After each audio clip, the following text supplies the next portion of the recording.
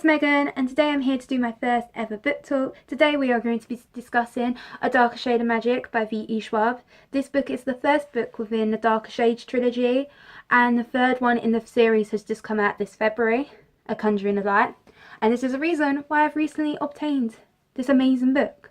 Honestly, before we actually begin with this book talk, this discussion, I would honestly love to say that this book was absolutely, God forbidden, amazing. I could not put this down from start to finish. I did have trouble with the first 100 pages. I did find it a bit slow, but that was expected from the first book in a series. It also had a lot of info dumping, which was a bit of a nightmare, but once you actually get through the first 100 pages, you're there. It's amazing. It gets better, and you're immersed. And I recommend this so badly. So we're going to have two parts of this video. We're going to do a non-spoilery section and a spoiler section. I will warn you, but before we get to the spoiler section, for anyone who, like me, was late to picking up this book. Without further ado, let's get on with the non-spoilers. So we start off with this book, and in this book we follow two characters, the first being Kel and the second one being Lila. Kel is an Atari, which means he has the ability to travel between parallel Londons. He also acts like an ambassador to his home London, which is also known as Red London, to the other Londons known as White and Grey. But he also has another occupation, which is acting as a smuggler between every London. He smuggles artifacts between White and Grey, and sometimes takes things back to Red London to enthusiasts and collectors. That's the word, collectors. I could not think of that word. Oh my god, my English terrible. Lila, on the other hand, is a cutthroat thief from Grey London who has an amazing ability to pickpocket everyone. Like, everyone should pickpocket. It's most people who look rich. She's kind of like a weird version of Robin Hood, if I like to go with that scenario. Yeah, she doesn't give it to other people, she kind of keeps it for herself, unless she's feeling generous. One day, Lila steals something from Kel, which he cannot live without. He must get back, so he hunts her down and actually finds her, and this is where they begin their magical journey throughout this entire trilogy. As stated before, there are plural Londons within this world. You have Grey London, which is starved from magic, White London, which is sick from magic, Red London, which is rich from magic, and Black London, which is fallen to chaos magic, or black magic, if you want to, whatever word you want to use for it. But this continues on into how complex this magic system is within this world. Magic is seen as an actual living thing and can be used to possess people and do other things with people.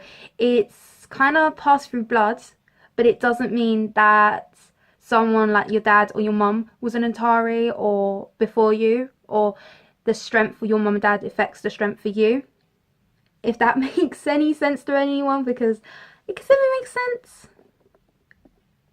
This continues on with how some people in this world who have parents with magic sometimes don't have the magic, and some people who don't have parents with really strong magic have quite powerful magic, and now they have tests in place to see how strong your magic is or how weak it is, and what sort of magic you affiliate with. Like, as I know that some people affiliate with certain elements and all of that.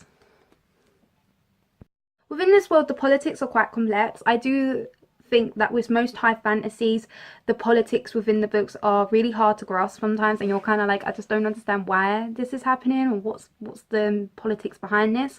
But within this book, you can actually get a sense of how the politics are driven, because you see how Kel acts with everyone from each different London, how he acts with people like the Dane twins from White London and the people like King George from Grey. And you can see the respect and some of the certain courtesies that he has to partake when he goes to each separate London from yeah. As for Kel, I really like him as a character. He is as peculiar and complicated as his coat, because he has so many sides to his person, and he has so many secrets that we still have to dive in. I think we'll learn loads more about him when we go further on with the series, but I won't know this yet because I only read book 1.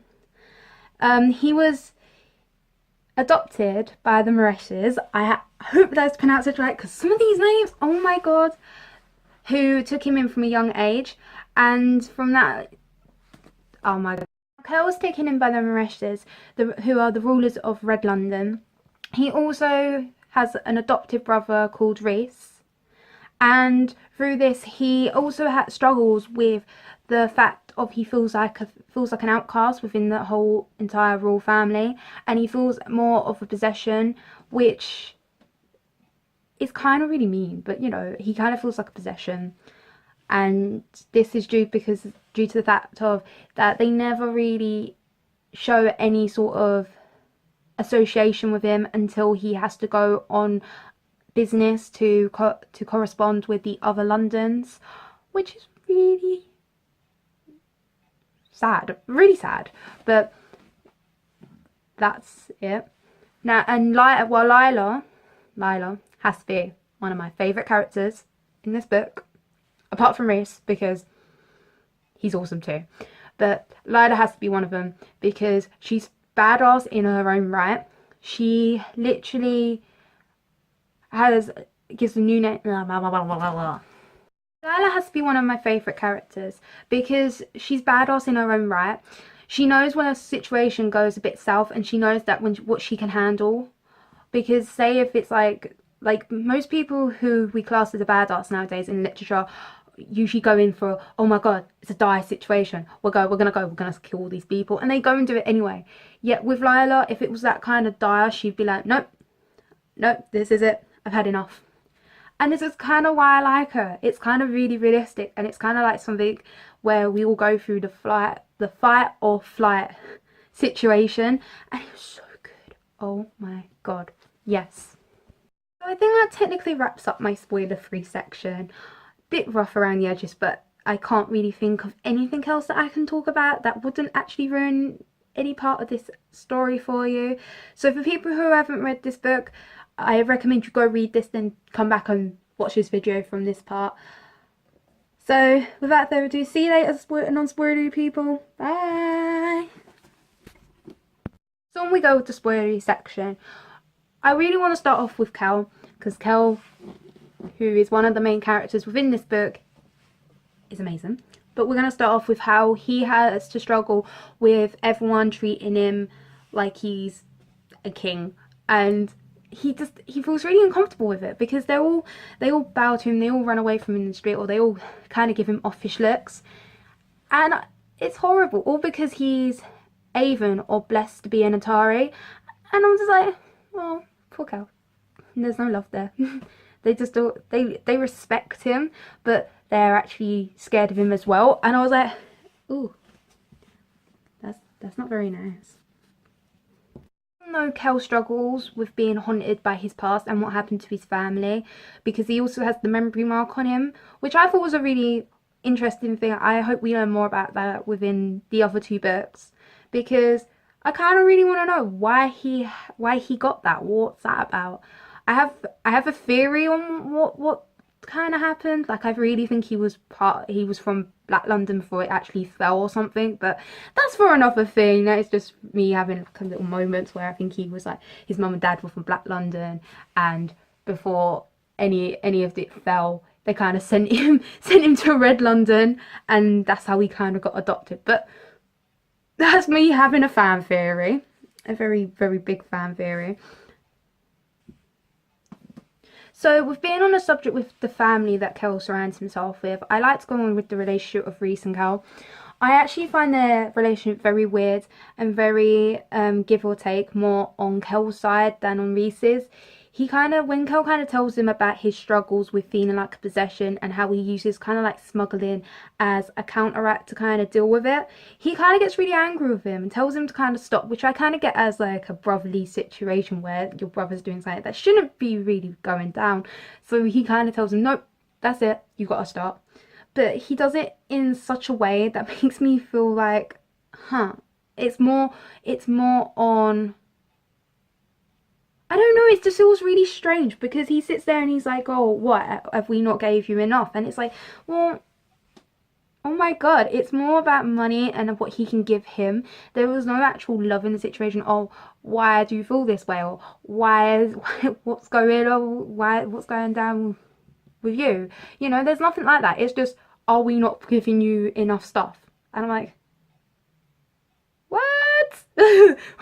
Say what? Seriously? Like, there's no like heart to heart moment. There is just like, are we not providing you with enough stuff? Why you gotta smuggle everything else? Why do you want other stuff?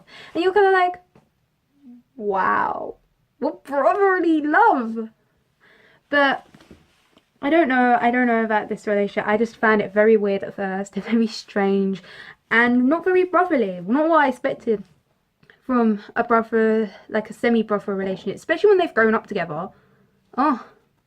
However, I will go on to say that when you had Kel and Reese was dying, and he was like, he uses the black talisman, the Black London talisman, to bond himself with Reese, and I'm like, oh my god, he's gonna get possessed by this black magic. Like, I was having like a major, I threw the book at the wall because I was freaking out that badly. I was freaking out so badly that this book just went flying, because I was like, he's gonna get possessed. He's gonna get possessed by this black magic. And I'm like, why? Why would you do that?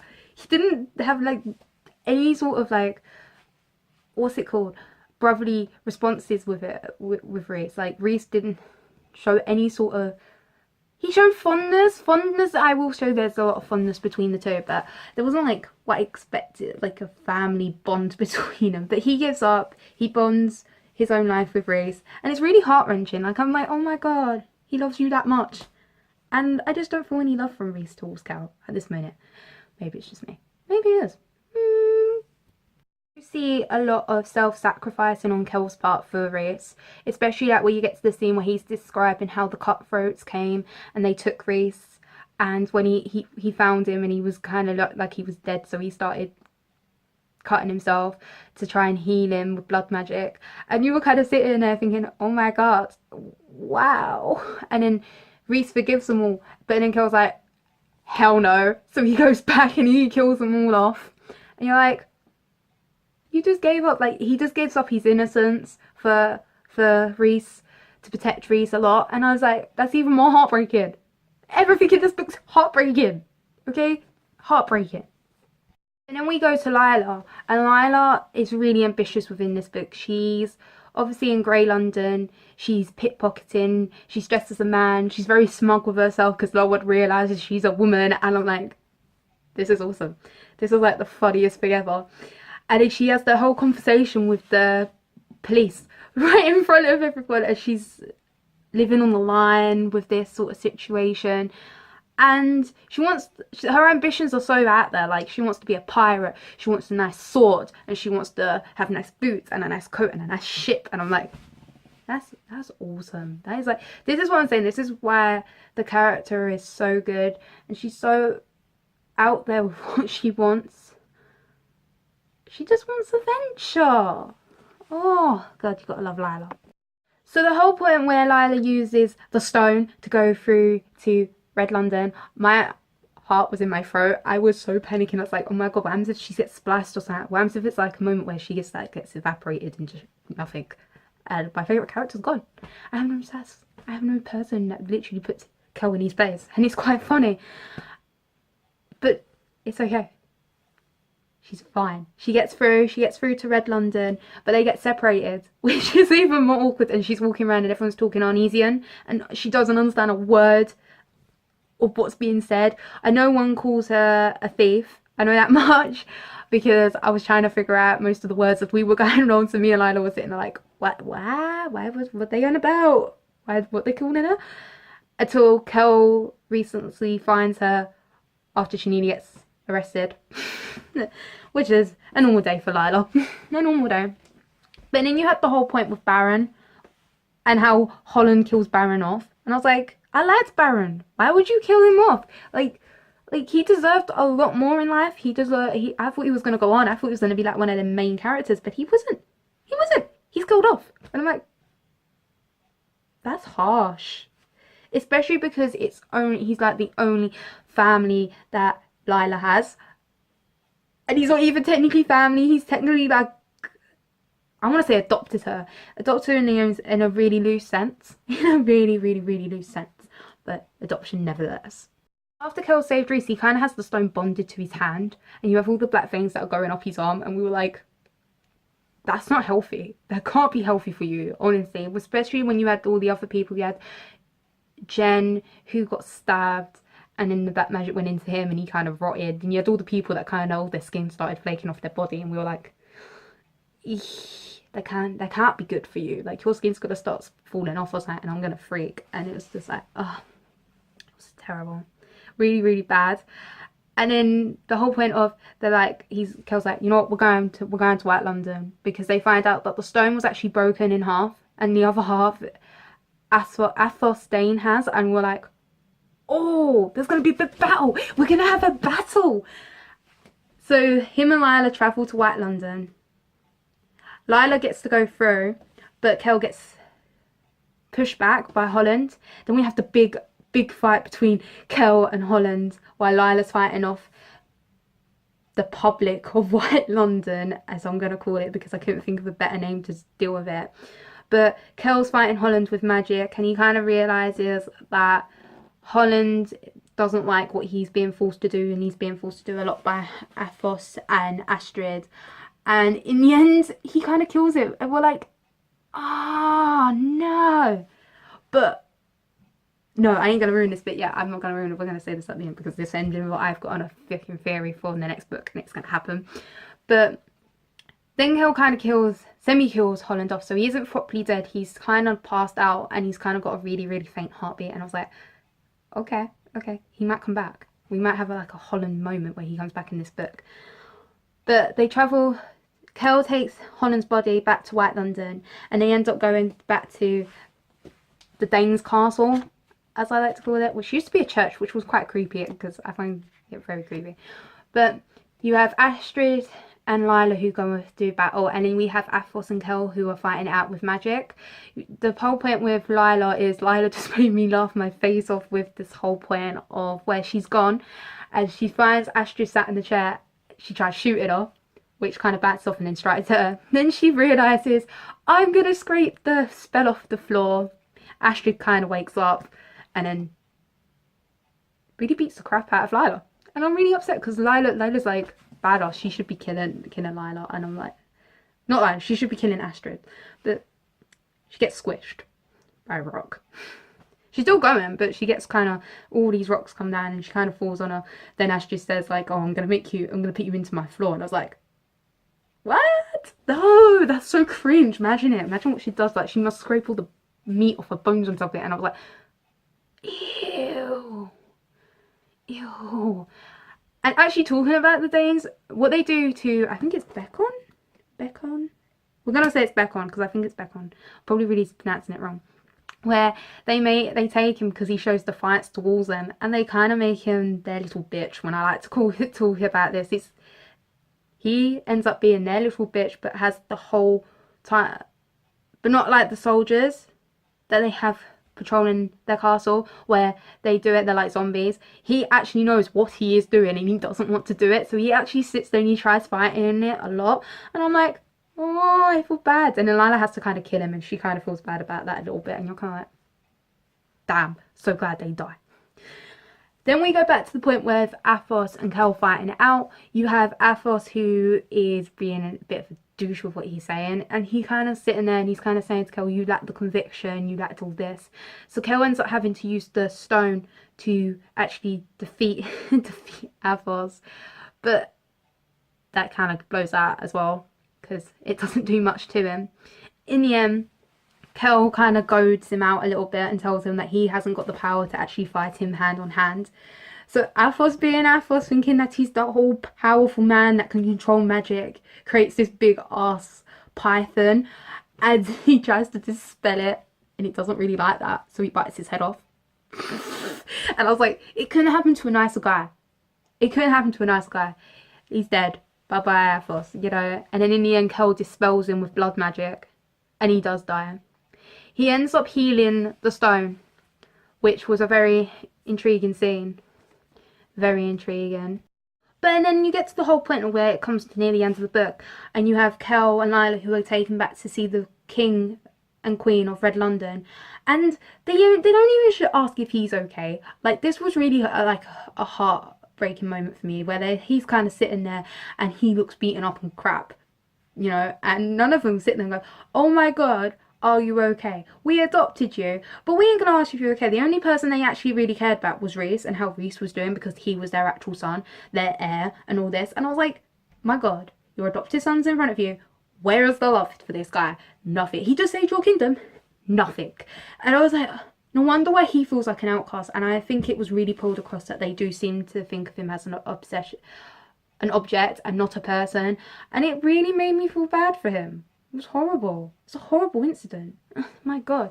But then you have Lyle, who sat there and was like, bitches, I saved your city. And I was like, oh god, Lila, yes, state it. I did it. He helped. There's nothing for me. And I was like, fuck me, man. It was so funny. And then Lila kind of leaves. At the end of the book, they kind of say goodbye. And then she kind of just walks off and leaves Kel standing there. And you're like, oh, poor Kel. Just kind of standing there. Ah, such a heart-wrenching scene. I was like, there was nothing. I thought they were actually going to have usually with V.E.Schwab's, because I've been told, because I don't really read much of V.E.Schwab, is that she doesn't really focus on love in her books, where most adult or young adult books do have quite a bit of that in it. So I'm hoping to see that this might progress to something, like Lila might get used to feeling the support from Kel and Kel feeling support from Lila, and seeing how we go with this, because that's what I want. That's what I want. One of the characters I haven't really even touched upon yet was Holland. I was actually sitting there and I'm thinking, when we first met Holland, I was like, oh my god, he's a weird character, because not because of the fact of the way he looks, but maybe on the way that he acts. He acts really uptight and really weird. Like, he was honestly really weird. He come and gave Reese a pen, like a present from his masters, as I'm gonna call it. They're his masters at this moment. And then he had the whole point of where he actually was in the running to have the throne of White London, and I was like, huh. But he didn't get it because they kind of possessed him, and it was like, that's so bad. That's so bad. Oh. And in most aspects, I feel really bad for Holland, because, you know, I think he wanted to be better than what he was. I think he wanted to kind of bring White London back into itself and back into its own, to be more powerful and to prosper, because at the moment it's really not a nice place. It's a horrible place where people are looking sickly and pale and dying and killing people off for any aspects of magic, and putting binding marks on their skin to make themselves more powerful and to keep them magic. And I was like, you know, so I kind of like Holland as a character. I think he's really complex. I would like to learn a lot more about him, because the only thing that we actually learned was he was in the role for White London Throne. He is creepy in the aspects, and I kind of thought him and Reese had like a sort of thing going on at the start of this book. I thought they were like a thing, like an actual, like, in a relationship or something. I don't know why it happened. I thought it. I was like, oh my god, we're gonna have like a moment. But no, it didn't happen. And in the whole aspect with him and Kel, and how he sat there, when we may be the same sort of species as Atari, but we are not the same. You haven't been through the struggles that I've been through, and my heart just broke. I broke for Holland. I was like, oh Holland, I want to hug you. I want to hug you so badly. Like, come here and I'll hug you. I want to hug everyone in mostly all these books, because their backstories are so harsh.